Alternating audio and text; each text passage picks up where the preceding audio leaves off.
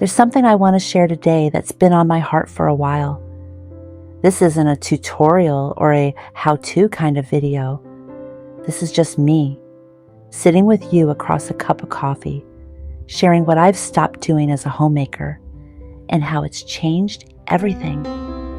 Because sometimes the most important changes aren't in what we do, but in what we finally let go of. For years, I thought my home had to look a certain way to be good enough. I'd see those curated kitchens online, the marble counters, the matching mason jars with perfect labels, the spotless everything.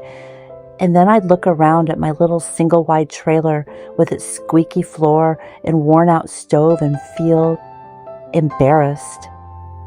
But something shifted when I stopped trying to keep up.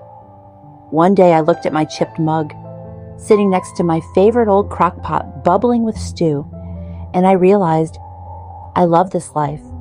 This is real. This is warm and messy and mine. That's when I started decorating with what I already had, mixing colors, rearranging pieces I loved, and finding charm in the imperfect. I let go of the pressure to have everything match or sparkle. I stopped styling my home for the internet and started styling it for my soul. I stopped saying yes to everything. I used to feel like I had to do it all. Say yes to every invite, every favor, every plan, even when I was drowning in anxiety or struggling just to make it through the day. I didn't want to disappoint anyone, so I said yes and let myself fall apart quietly behind the scenes. Saying no has made room for deeper yeses. Yes to healing, to baking at my own pace, to creating beauty in small and meaningful ways. There was a time I didn't talk about my mental health, didn't share what it was like living with paranoid schizophrenia and PTSD. I felt like I had to cover it up, put on a brave face, and just keep going. But living like that was suffocating. Now I talk about it. I share what it's like to function with fear, what it means to find comfort in baking when your mind feels like a battlefield. I've had days when the sound of the wind outside made me afraid to step foot out the door. Nights when the voices in my head wouldn't let me sleep. Sharing that truth has brought the most beautiful connection with others who say, "Me too." And there's power in knowing we're not alone. I'm independent, sure.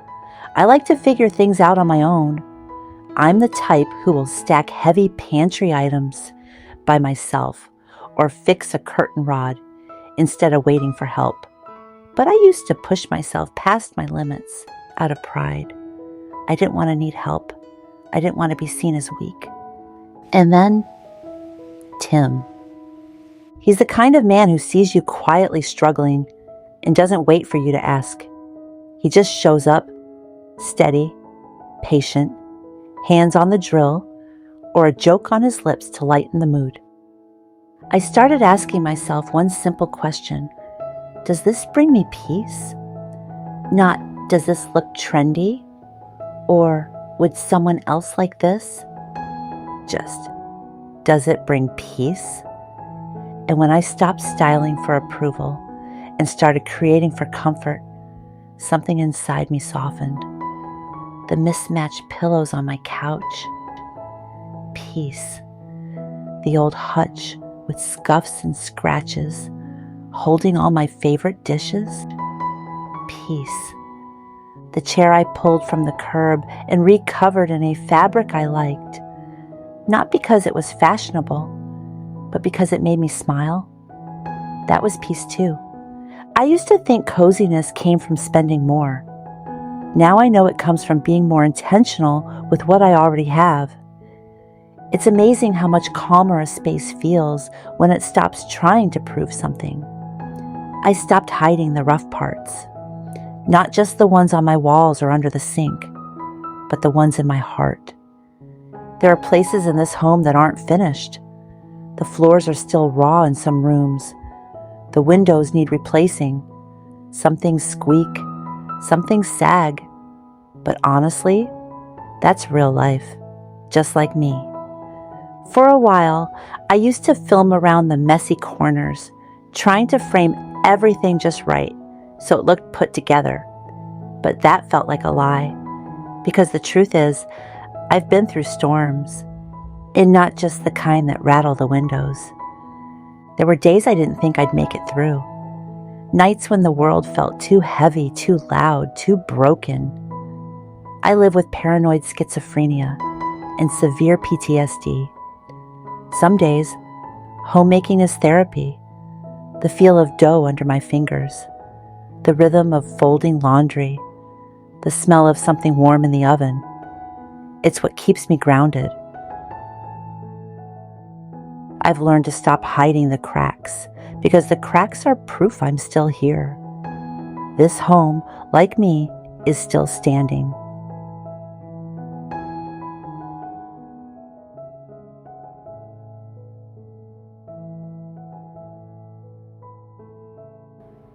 I don't know who started the lie that homemaking had to be fast and efficient, like some kind of job performance.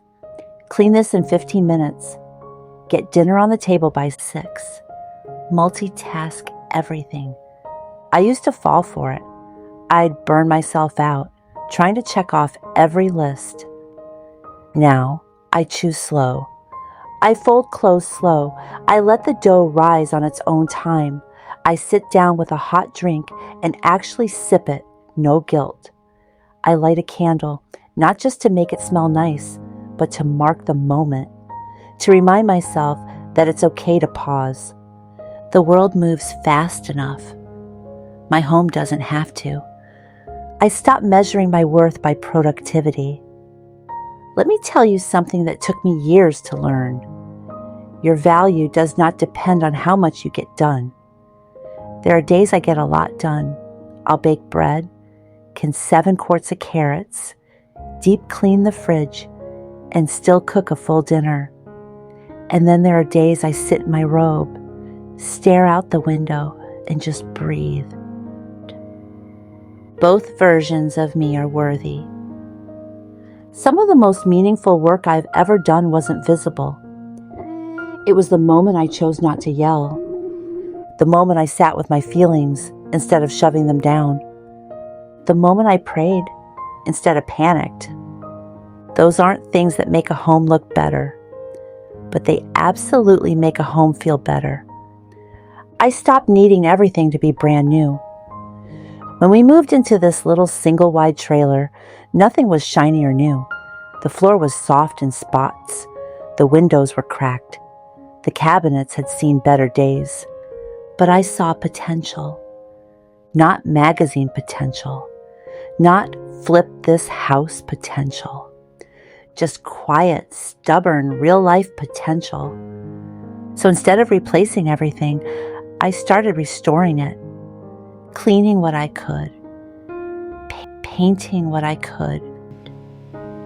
Tim and I have built so much with so little, and somehow that's made it mean more. I no longer care if my stove is outdated or if the paint is chipped. It works, it cooks, it warms the home, and that's enough.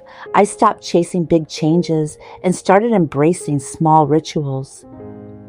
I used to think my life would change when I got the big things. A better kitchen, a bigger budget, a better version of me.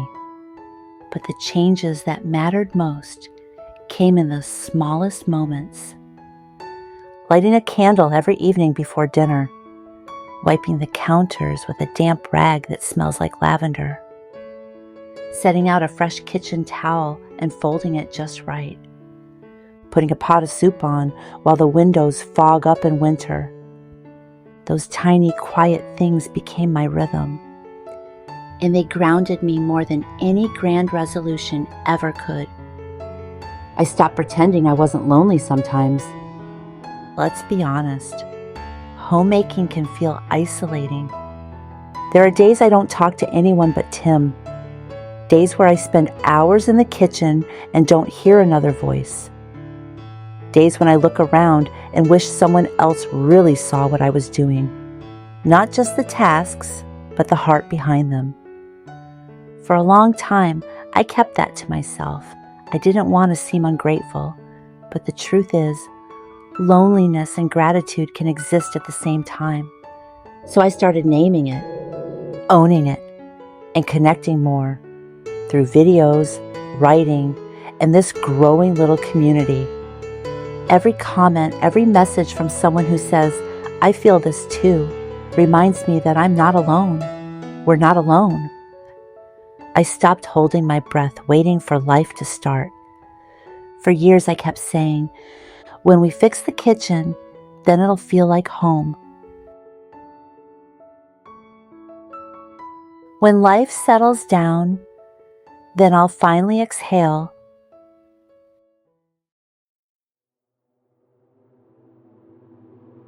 But life never settled, and joy kept passing me by while I waited for someday.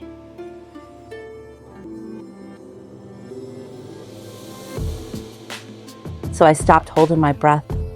I chose to exhale now. I lit the fireplace in the middle of the mess. I sat down with a good book while the laundry was still in piles. I started filming and sharing my life as it was, not as I thought it should be. And somewhere in all that, I found peace. So what's really changed?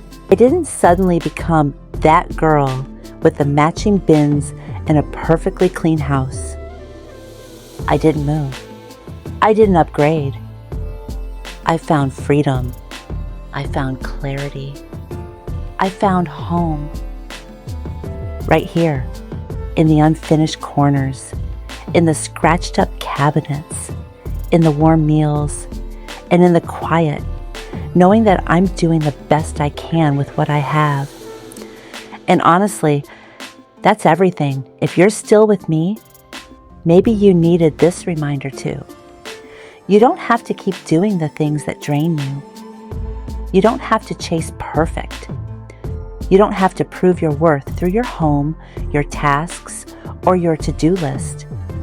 Let your home be a reflection of you, not of someone else's standard. Let it be your refuge, not your performance stage. Let it breathe. Let it evolve. Let it be lived in, because that, friend, is real homemaking. And real homemaking? That's not found in what you do. It's found in what you let go of and what you make room for in its place. See you next time.